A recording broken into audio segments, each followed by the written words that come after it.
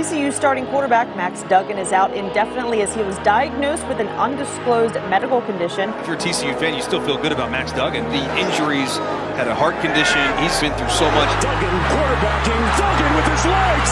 Oh, Duggan all the way for the touchdown. Max Duggan, you are on my Heisman short list. Don't call it a comeback. Max Duggan is a Heisman finalist, and my Buckeyes are back, baby. So much football to talk about. Yeah. Max Duggan's comeback story is great. He has TCU in the college football playoff after a truly remarkable comeback season. Plus, Coach Prime is making a kickstart at Colorado. Let's see if they can make a comeback. And then Indiana Jones is back. You know, that's a movie you used to love growing up. And, hey, Tom Brady, he's always creating these fourth-quarter comebacks. Please tell me how he's doing this. I have no ability to tell you that, not among the superhero contemporaries of his, but he still can get it done, and it's looking more and more like he's going to be playing in January in a big spot against the Dallas Cowboys or otherwise. Oh, so you saying we're going to see Brady again? From Wondery, I'm Ryan Shazier. Yeah, and I'm not Tom Brady. I'm Dave Dameshek. And this is Don't Call It a Comeback. Don't call it a comeback. I've been waiting on this moment my whole life. Can't call it a comeback. Everybody to your feet, make arenas rise. Yeah, I'm saying from the left to right, we get it on tonight. We do it all, but we don't back down. Just give me one shot, one chance, I'ma take it. Fixing up the game, but these records I keep on breaking.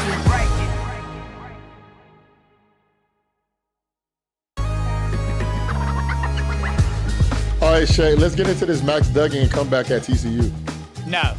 All right, fine. I'll do it for you, 5-0. We can talk some more Final Four. We know the Horned Frogs are heading to the playoff in just a few weeks now, but to tell this tale properly, we need to head back to 2020 when TCU quarterback Max Duggan was undergoing routine COVID tests a few weeks before the start of the season, and doctors discovered a heart condition that required multiple surgeries to fix. As you can imagine, and as Max tells it, this was no simple situation. I had a 9-hour procedure, and then 2 days later, I had a blood clot from the surgery, so I had to go into emergency surgery right after that. Duggan came back in time for the start of the season, but he never fully got into a rhythm, and the Frogs went 11-11 over the next two seasons. And after failing to make a bowl game in 2021, TCU moved on from their coach of 20 years, Gary Patterson.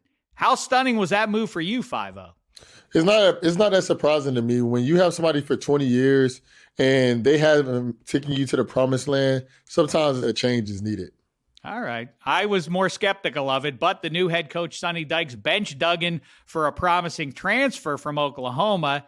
And just 1 week in, that new starter got hurt, and Duggan got his chance again at a comeback. This is a guy that has not quit, has battled adversity, both in his own life personally and now in his career as a college quarterback. And he just keeps playing. Over the next few weeks of roller coaster wins, Duggan went from the bench to Heisman contender as TCU beat Oklahoma State and Kansas State and Texas. Duggan takes off again. First down and more. Max Duggan barreling down inside the 40. He has just said, give me the ball. I'm taking this over on the ground. But then another setback. In the Big 12 championship game, Duggan and the undefeated Horned Frogs stumbled en route to the playoff. He's got the ball. No! Kansas State stops him. K-State's defense rises up on the goal line. But justice was still served even with the one loss. They weren't fully out of it yet. The playoff committee could still give Duggan a shot at a title, something even he wasn't sure they deserved. Do you feel like you guys should be in the playoff? I don't even know right now. I think if we got in, we would give one heck of a fight. And guess what? The playoff committee did pick Duggan and TCU. Now they'll draw number 2 seeded Michigan in a semifinal matchup on New Year's Eve. I think you've seen Michigan play football before. You remember they just played in Columbus a couple of weeks ago, Shazier. So for more on Max Duggan and TCU's comeback season and the upcoming game against Michigan, here he is, everybody, host of the Solid Verbal podcast, Dan Rubenstein. How are you, man? Couldn't be better. Thrilled to be here. Well, it's a pleasure to speak with you. And let's just jump in on what I asked 5-0 a second ago there. Your opinion. Gary Patterson, so many good years in Fort Worth, really turned what was a borderline dead program around. But last year was dreadful. How did Sonny Dykes and Max Duggan turn things around this quickly? So Sonny Dykes has that history of developing quarterbacks quickly. You go back to what he did at Cal with Jared Goff, of course, turning him into a number 1 overall draft pick. And then he was actually at TCU a few years ago after he was let go by Cal as an analyst, and then goes to SMU right across town in Dallas and turns an Oklahoma transfer, Tanner Mordecai, into a really, really good quarterback. And so the interesting thing with Max Duggan is he's always shown the ability. He's always flashed that he was a blue chip recruit coming out of Iowa. He's shown that big play ability as a dual threat, but wasn't always in a system that really let him flourish. And then, getting to play in a Sonny Dykes system, even though, and we'll get into it, that he didn't win the starting job, it's sort of like you go to Golden State as somebody who can just pop a 3 in a corner all the time, right? It's a very friendly system. You go to Wisconsin as a left guard, they're going to line you up and they're going to say, go hurt somebody. And you're like, great, that's exactly what I want to do. And so as a quarterback, when you're told, we want you to throw it a ton, we want you to bomb it downfield, and we want you to have fun doing it, it's kind of a quarterback's paradise of a system. So there were no expectations coming into the season for both Duggan and TCU, and I'm sure we'll get into it as well. They didn't get a single vote until the 5th week of the season, let alone a vote to be in the top 25. They didn't get a single others receiving votes. So they're just playing with house money. They don't play a single team of any substance early on. I mean, they play SMU, the rival, but a down Colorado team, something called Tarleton State. So he just gets to sort of ease into the season, bombing it downfield with no expectations. So, to me, that's kind of funny because that sounds like another coach that I'm really familiar with. When it comes to Ryan Day, when it, just quarterbacks love to play for that type of offense, like they just throw it all over the field. But I want to bring it back a little bit. I know that I call TCU trash, and the whole time I was watching this game, I was wondering, I'm like, I wonder if they have like a picture of me in the locker room, like Ryan Shazier said we're trash, right? But I want to bring it back. So Duggan had heart surgery in 2020. Then he came back, got the starting job, lost it again in 2022, and then won the job back. Like, what did everybody expect from him at the beginning of the season? Because I know nobody expected this. No, not at all. Obviously, he doesn't win the job. Chandler Morris wins the job out, who flashed last year against Baylor in another rivalry game, the Revivalry, which is a great name for a game between Texas Christian and Baylor. And so he flashes and shows a good amount of ability. And the interesting thing with college football, especially with quarterbacks, is not a lot of guys start 3-4 years anymore. If you're really good, you're starting 1 year, 2 years, 3 years. And so we actually, as college football fans and of course TCU fans, they have data points on Max Duggan. They know the good, bad, and ugly from the Max Duggan experience. And so there was something, I think, early on about getting a fresh start with a new quarterback, with a new coach. Like, TCU fans sort of understood the Max Duggan experience, which is a good amount of highs, but some accuracy issues, some turnover issues. And Chandler Morris, as a transfer, they can say, look, let's give this guy the reins. Let's let him see what he has with the ones. And honestly, he wasn't great early on in that first game, but he gets hurt. And Max Duggan, with the experience in the new system, it was kind of a surprise that Max Duggan popped the way he did, considering, and I know we talked about Gary Patterson just a little bit, this team was awful to end last season. This team was very, very bad. Gary Patterson is a defensive guy, and this was one of, especially as it's relative to the talent on hand, one of the worst teams and defenses in college football.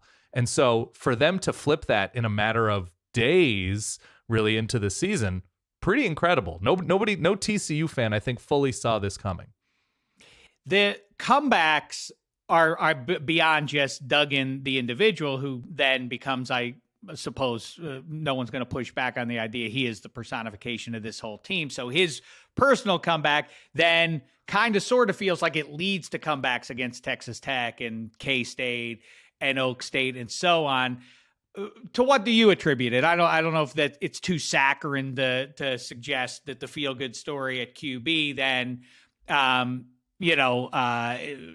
informs the rest of the team. But to what is owed these big rallies that we've seen all year from these Horned Frogs? I think it's a belief in Duggan because he's been a constant, right? Gary Patterson was the constant. He's there for 20 years. He is the face of TCU football in the modern era, period. leading them from a group of 5 level conference in the Mountain West to the Big 12. And so you can't separate Gary Patterson from TCU, and then you have to. And then by all accounts, when Gary Patterson steps down, when it becomes obvious that this is not going to be a fit moving forward, Max Duggan was the guy who held that team together. And so in the modern era of college football, something bad happens to your team or the culture in the locker room falls apart, you get 20, 25 guys leaving in the transfer portal. And so a lot of people really credit Max Duggan for saying, let's just stick around. Let's figure things out. Guys still left. They actually lost, and we didn't hear about him during the season. A 5-star running back in Zach Evans. He transfers to Ole Miss. Doesn't do much at Ole Miss this season. Is behind a freshman. And we haven't heard his name with TCU. There hasn't been any discussion of like, oh my God, they lost this huge weapon.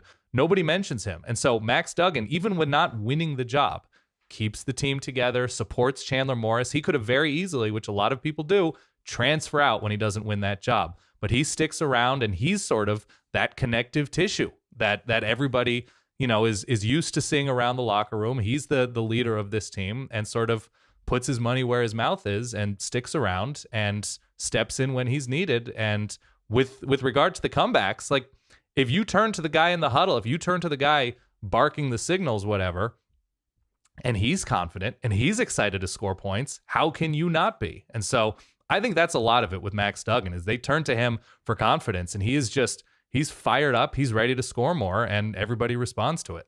Yeah, that's one thing that I really respect about Max Duggan is how he's willing to fight, how he's willing to put up a fight, how he's willing to show confidence, show effort, and show tenacity. Like with you just even speaking up the transfer portal, they said there was over 1,000 kids in the transfer portal that happened this Monday.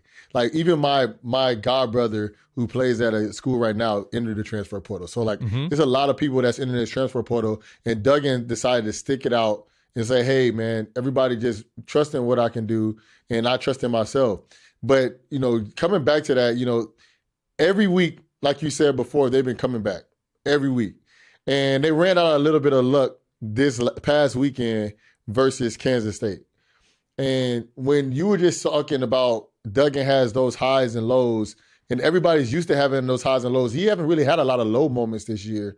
No. Do you feel that TCU deserve to be in the playoffs because they will be going against better defenses and teams that might be able to expose those weaknesses that he have?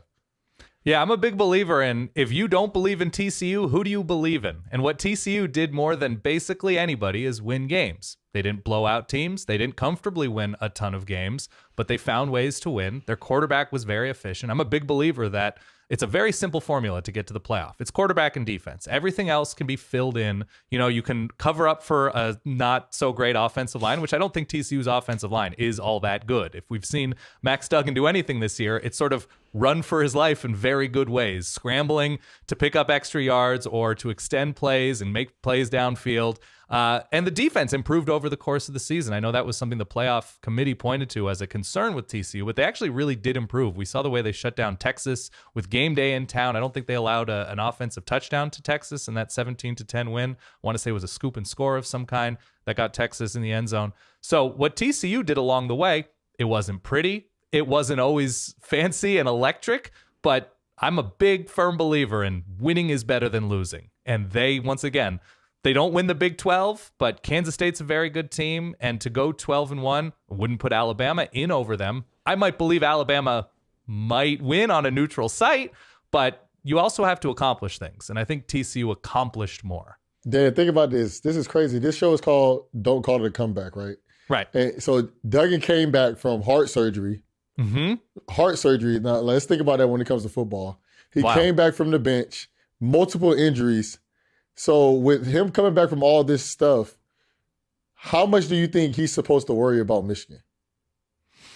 I think this is all just bonus, right? This is all unexpected. This is all, if you asked a TCU fan, if you asked Max Duggan, if you gave him, truth serum before the season starts, you tell him they go 9-3, 10-2, they would be over the moon with the first-year coach of a new system, some new players coming in.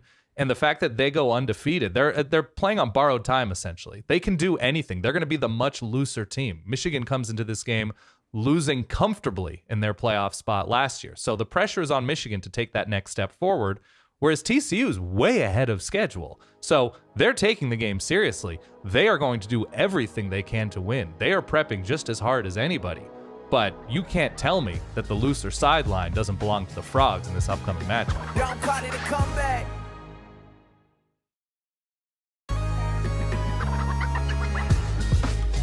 Is it reasonable to anticipate that TCU might give Michigan a game, given how good Michigan's been all this way through the 2022 season? It is. So the reason why, if you like TCU, you should feel decent about the Frogs is the thing that will decide the most football games. I know in college, probably in the pros, it's the ability to generate and prevent explosive plays. TCU is one of the most explosive teams in the country on offense. They've got Quentin Johnston, big receiver. Tay Barber's very, very good as a big play guy. Kendre Miller in the backfield is very, very good. That's not who Michigan is. They popped a couple of those plays these past couple weeks against Purdue and it's a scrappy team from Columbus. Oh my I've got gosh, to look don't do this this up. right Hold now. on. Let Don't me do this check right my now. notes here. Don't It do this appears right it's now. the Ohio State, something. Anyway, Michigan doesn't do that as much. Their defense does a very good job preventing it. And so that's really, you talk about TCU as a comeback team. If you go down 28-10, but you can also generate a 71-yard play just out of thin air, you have a pretty good shot to come back in that game. And so that, to me, if TCU doesn't start slowly against Michigan, they've got a great shot just because of the calculus involved in defending TCU and the entire field when the Frogs have the ball. So I know I'm not really supposed to ask you two questions in one Go question, for it. but I'm about to ask you two questions right now. So with Sonny Dykes, with him coaching so well at TCU, do you feel that TCU is a program that you think that he will stay at long term if he continue to coach like this? Or do you think, hey, when the next bite of the apple comes, he leaves? And then the second one is Max Duggan is up for some personal awards right now. Mm-hmm. And, with his rocky story, do you think it helps his chances of possibly winning the Heisman Trophy over C.J. Stroud and Caleb Williams? I think he's got a great shot. I don't know if his name recognition is where it should be. Stetson Bennett wins the national championship. Georgia goes undefeated. C.J. Stroud, of course, has been a household name as a killer of a quarterback for Ohio State. Obviously, Caleb Williams and his unbelievable ability athletically and as a quarterback to just change the sport is incredible. Max Duggan is healthy. Max Duggan led his team to an undefeated regular season. Max Duggan was the engine for a team almost single-handedly at times that came back and won games in thrilling fashion. He absolutely has a shot to win the Heisman because it's a good story. It resonates with people. And you have people, perhaps, you look at Stetson Bennett and you can say, well, look at the talent around him, right? Look at the defense that puts him in that position. Look at the offensive skill talent. With Caleb Williams, they come up just short, and he's seen in some circles using the portal, sort of a mercenary, following his coach to USC, bringing in a Biletnikoff receiver. Maybe people aren't thrilled with that storyline. And CJ Stroud, everybody agrees on his excellence, but the last we saw him, it was struggling in the second half of the biggest game with the biggest spotlight of the season. And so that, I think, resonates, in negative fashion, perhaps, with some people. So that leaves you Max Duggan. Now, the last people saw of Max Duggan was throwing everything he could at Kansas State and coming up just short. But look, you look at his numbers, you look at the wins, it's hard to argue with the excellence of Max Duggan's 2022.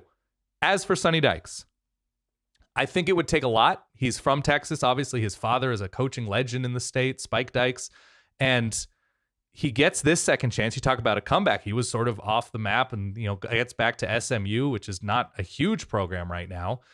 So he makes a comeback to a Power 5 school and already has these results. You never say never. I wonder, it is interesting to consider, and we'll see when we get to the playoff and the 12 team and how the choices are made there. But I do wonder if you're suddenly in a better spot than we imagined you might be in if you're TCU or, you're a Big 12 team, because you would think the path is going to be a little breezier for you. And with 12 slots available, one loss might get you into that one. Also, what's funny about the Heisman conversation, just to go back a second, imagine if I told you on the Saturday morning of the Bama at Tennessee game that there are going to be 4 finalists, all quarterbacks, and It's not going to be Hendon Hooker or Bryce Young. Not both of those guys ain't going to even make the Final Four of that one. Let's talk about the other Final Four, though. Do you think Michigan fans? Sure. I know Ohio State fans are overjoyed to even make this, but this is a nightmare potentially for Michigan, a dream if they reach the national championship game. Do you think Michigan fans are rooting for, assuming they can get past TCU, which is assuming a bit much, I know at this point, but do you think they want to see Georgia, who they're going to have longer odds against beating, or do they want to have to face Ohio State a second time after they already whipped them in Columbus? I think they want Georgia. I think they want Georgia because what is it that Michigan has to prove by beating Ohio State? All due respect to Ryan, all due respect to Ohio State fans, and I think they'd feel the same way, that Michigan gets over this hump these past couple years. They go to Columbus and win big. What do they need to prove by playing Ohio State again? Now, you get Georgia, undefeated last regular season, undefeated this regular season, of course, lose to Bama in the SEC championship game last year. You get this opportunity. It's kind of a true neutral site game. National championships in LA. It's not in New Orleans. It's not in Atlanta. It's not in Miami. It's across the country from Georgia, and both teams would travel well, hypothetically, Georgia and Michigan. If Michigan can beat Georgia in a national championship game, it would be 100 times sweeter than beating Ohio State. They've already done it. They already know what it feels like, and they did it in their house. So I think it would feel a bit like a rerun. And if you're a Michigan fan and Ohio State beats you on a neutral site in January, why is that more important than losing in Columbus? Like, it doesn't make any sense to me why any Michigan fan would want to beat Ohio State twice when it's sort of been there, done that to me. Dave, and that's exactly what I would expect from somebody that said before the podcast that they like Michigan. So I do. I'm married into a Michigan family. What do you want me to tell you? Yeah, so that's exactly what I expect, because they don't want to see us again. I think, so like I said before, that 70% of the game, Ohio State was winning. Mm-hmm. Michigan won on 5 plays. So obviously they won on 5 plays. It turned out to be a blowout, but we were winning 70% of the game, 70%, so, and that's what even the commissioner of the college football playoffs said that in the press conference after they selected the teams. And to me, I think a lot of Michigan fans obviously don't want to play us. They want to play Georgia. Everybody wants to play Georgia until you play Georgia. Sure. So, but the thing is, I think also a lot of people are still like, oh man, I don't like what J.J. McCarthy said, hey, or, because the thing is, you might have beat us, but it's like poking the bear. And that's kind of like with TCU and K-State. K-State lost to TCU at the beginning of the season. Yeah. But, hey, we play each other again on a neutral site, and then you go in there like, hey, we're going to beat you. And so with J.J. McCarthy, it's like, yeah, of course we want them again. Yeah, like bring it on. I don't think that game is going to be the same if we play them again in a neutral site. Hey, no offense to you, 5-0. My point is that's not the premise of college football. We'll see what the 12-team playoff looks like and how that alters the sport fundamentally. I hated when Florida got a second shot at Florida State in the Sugar Bowl way back when, and they whipped them. And I hated when Bama got a second shot at LSU because their kicker missed 2 kicks in Tuscaloosa. Them's the breaks. That's the way it's structured. I already am sad for Michigan fans about the potential of having to play Ohio State twice after they already vanquished the monster once 3 weeks prior. It would stink. I'd be sick for Wolverines fans, and I'm an Indiana Hoosier fan. I have no rooting interest in either direction there. So this is all I have to say, and then we can say thank you. To me. Well, he can say something back, right? No. But to me, like when Alabama got another shot and they won a national championship, nobody didn't say anything. Oh, people said everything. People said a ton. I didn't hear anything. I didn't hear it. When Georgia did the same thing, people didn't say anything. So Georgia was in the same situation. Was it last year? Mm-hmm. The same as that situation last year. So to me, a lot of people say, oh, Ohio State should be punished because they didn't play in a bowl game when it comes to TCU and USC. But we lost to somebody on our side of the division while everybody else on the other side of the division had 5 losses. While Utah already beat USC, but they was in 2 different sides of the division. And the same thing with Kansas and TCU. So to me, I just think, hey, Alabama did it, Georgia did it, and Ohio State about to do it again. That's all I have to say. Here's why I think you're right. How about this? Here's why I think you're right. The Pac-12 ditched divisions. The Big 12 doesn't even have divisions because they only have 10 teams. So in a just world, Ohio State and Michigan would have played the next week. I think that's kind of lame, right? That they play the game and then they go and play in Indianapolis the next week. It's just like it erases the stakes of a game. And that's when we go to 12 teams. We're losing stakes all over the place in the course of the regular season. But if I'm an Ohio State fan, I would never say we were winning 70% of that game. That's Michigan State talk. That's Iowa talk, right? That's Indiana talk. No. I understand. I completely understand what you're saying. I'm just saying, based off of what the commissioner said. Oh, I hear you. Yeah, we were winning the game all the way until 7 minutes, and then you guys pulled away on 4 plays. And to me, it's just so crazy how everybody's like, they smashed you guys.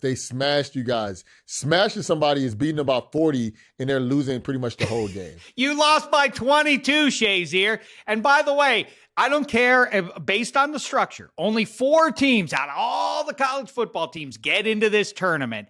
The idea, and I'm not arguing that Bama should have gotten in. This was a weird season, and Ohio State rightly gets in at that 4th slot. But what you're talking about overall is the idea that so it would be the same as way back when Troy Aikman and the Cowboys were great and Steve Young and the Niners were great and they played in the NFC title game with the San Diego Chargers waiting on the other side. At the end of that game, people said, come on, we know these are the 2 best teams, Dallas and San Francisco. Run it back in the Super Bowl. The Chargers don't belong. That's what you're talking about doing. It ain't right. Some divisions, some conferences are harder than others. That's the way the cookie crumbles. Hey, Dave, let me say this. You just continue to watch basketball over there in Indiana. Okay? And then Dan doesn't like us because he's an Oregon Duck and a Michigan guy. So we beat him already. Hold on. Oregon and Ohio State played on the field in Columbus last fall. I can walk you through the box score. Hey, I can walk you through the results of Anthony Brown. When it mattered. Oh, okay. When it mattered. I had confetti fall on me. That's true. I had confetti fall on me, and it was not Oregon's colors, and it was unpleasant. It was not fun. No, but thank you so much, Dan. We really had a good time. Awesome stuff, Rubenstein. Oh, pleasure's all mine. Don't call it a comeback.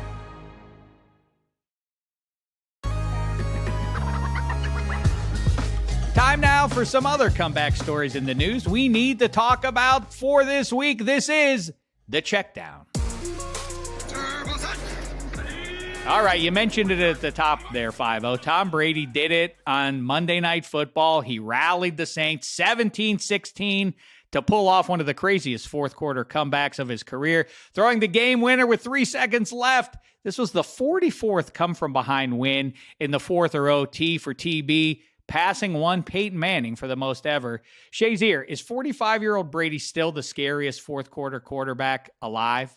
So I'm going to have to disagree with you on this one. And the reason I have to disagree with you is because there's a guy named Patrick Mahomes right now, and we had a stat that says he wins 70% of the games when he's down by over 10 points after halftime. So I'm definitely going to have to go with Patrick Mahomes in this situation. But with Brady overcoming Peyton Manning and becoming the first quarterback to have 44 comebacks in the history of the game of football, it just shows you the legacy that Brady is continuing to leave the game of football. Like when we start looking up Tom Brady's name in the Hall of Fame and you look at his stats, you're going to be like, man, this guy is unbelievable. Like when you look at Jerry Rice, his stats are so far away from everybody else's.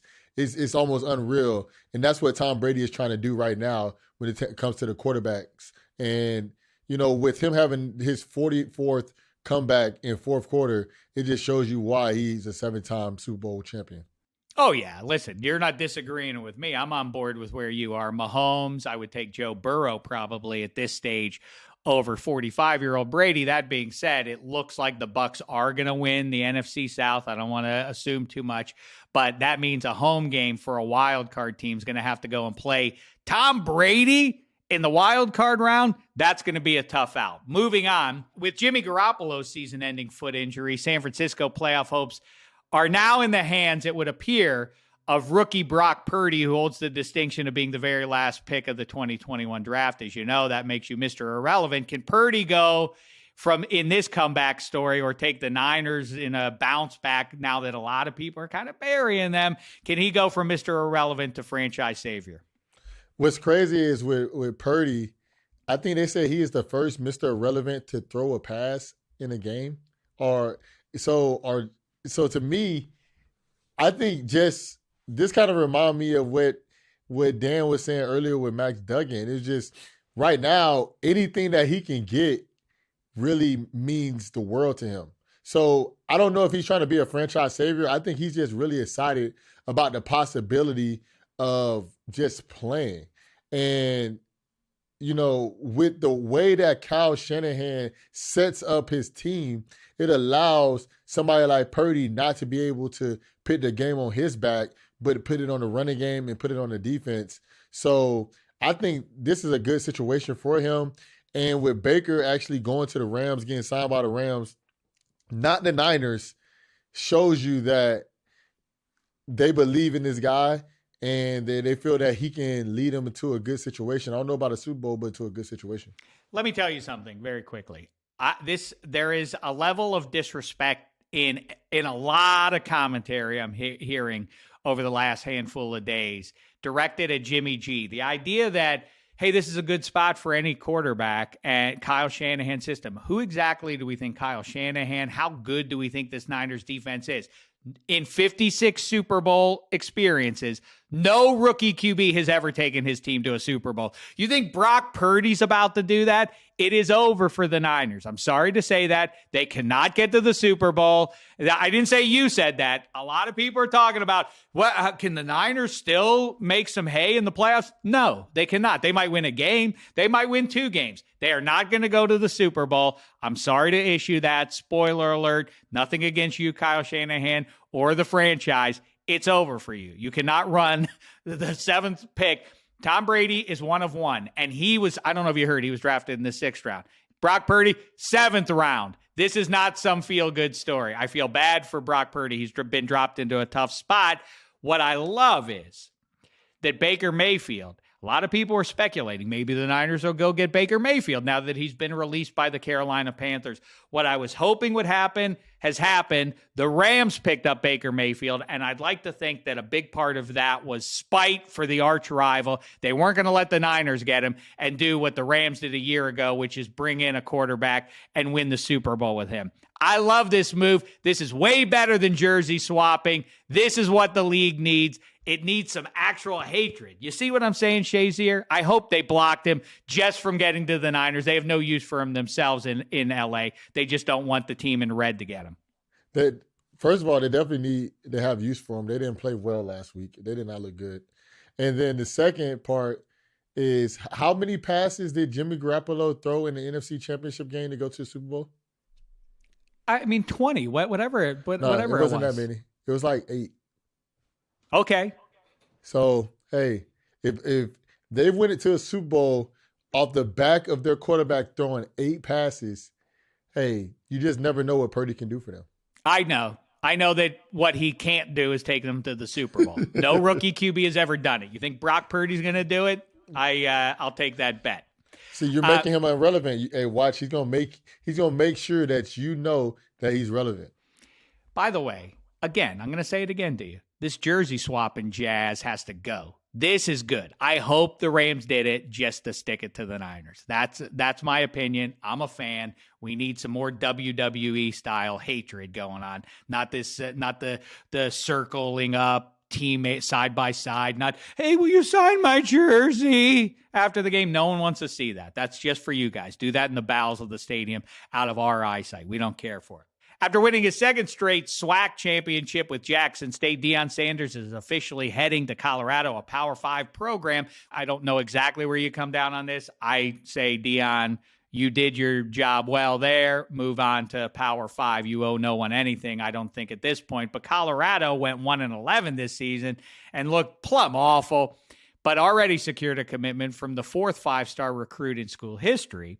Deion gave a very honest introductory speech to the kids on the team. He told them, hey, a lot of you guys aren't going to be here. You may as well hit the transfer portal, or you're going to be replaced by guys coming in from the transfer portal. Do you think Coach Prime is the man to lead Colorado back to relevance here, Shazier? So the biggest thing I love about Coach Prime, and I'm not going to call him Deion because he doesn't like to be called Deion. He likes to be called Coach Prime. And the biggest thing I like about Coach Prime is he's a superstar. And with him being a superstar, that brings attention, that brings relevance, that brings people that wants to be in your circle. And imagine a 4-star DB, a 5-star DB that wants to be coached by the greatest DB of all time. And you understand that he understands what you like. He understands what you've gone through as a player coming out of high school. I think that can really help Coach Prime when it comes to recruiting guys to Colorado. And Colorado has the facilities. I heard that they just put a lot of money into their facilities. They actually have some of the better facilities in the Pac-12. So with him going from where the school only had a $1.2 million budget for the whole football program to now he has a school that has over a $100 million budget for the football program. I don't know if it's exactly 100. I don't want to say the wrong numbers. But I just know that he has a lot more opportunities to get better talent, and they're going against some of the bigger talent as well. So now when he was at the SWAC, sometimes guys were like, oh, Travis Williams isn't going against these top receivers. So now with him going to Colorado, he's going to go against Jordan Addison's. Next year, they're going against Caleb Williams. They're going against some of the best receivers, best cornerbacks, best old linemen in the country, and best coaches.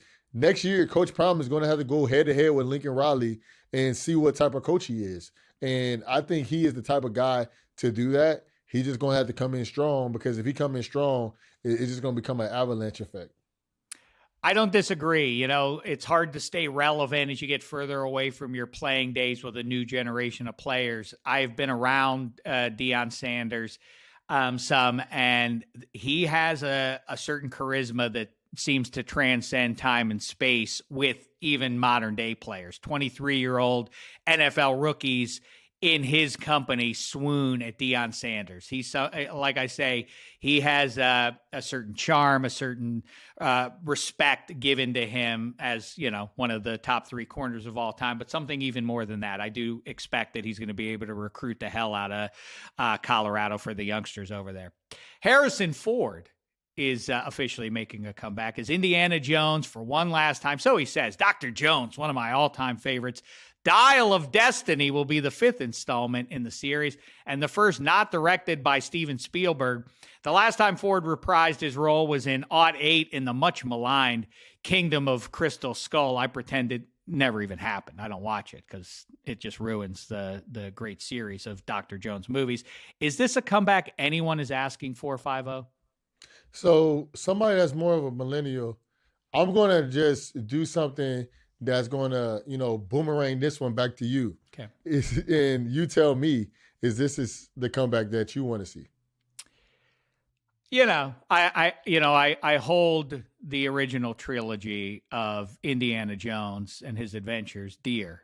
As I say, I didn't even see Crystal Skull. That shows you what I think about the attempt to reboot this series. So no, but if I hear it's dynamite, I'll be there on day one. I'm subject to what the Rotten Tomatoes people of the world have to say about it. So you're a bandwagon. So that's right. All right.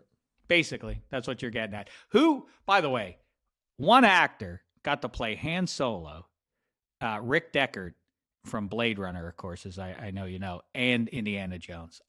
What a life. What a life, Harrison Ford. Hey, you're about to make your comeback, Shazier, to Twitch. You've hosted a show or 3 on Twitch before, but this week you've got some stuff going on with Amazon Music Live's Twitch show and ASAP Rocky. Time out. Did you just say Is it ASAP? I knew it. Oh my gosh. I knew it. It's Oh my ASAP God. Rocky. What do I know? I can talk to you about Rocky Balboa. I don't know about ASAP Rocky. What do I know? Please, Shazier, take the stage. Tell us more. All right, so everybody, I'm going to be dropping by Amazon Music live stream with ASAP Rocky after Thursday Night Football, Rams versus Raiders. And then also tune in to Amazon Music channel on Twitch where I'll be chatting on the pregame concert show as well. So it's just going to be a show. We're going to be talking about, the music, talking about the game, and then also just telling everybody about Don't Call It a Comeback. Hey, Thursday Night Football on Amazon. Go for that. Pre and post game on Twitch on the Amazon Music channel. Make sure you check it out. 5-0. Sounds like a good time. Give my best to Mr. Rocky, please. And that's it for this episode of Don't Call It a Comeback. Make sure you follow, rate, review the show wherever you're listening at. Check us out on YouTube on the Wondery channel. Hey, there's a subscribe button, so that means you should hit it. And don't miss out on any episodes. We'll see you all next week. Don't call it a comeback. I've been waiting on this moment my whole life. Can't call it a comeback. Everybody to your feet, make arenas rise. Yeah, I'm saying from the left to right, we get it on tonight. We do it all, but we don't back down. Just give me one shot, one chance, I'ma take it. Fixing up the game, but these records I keep on breaking.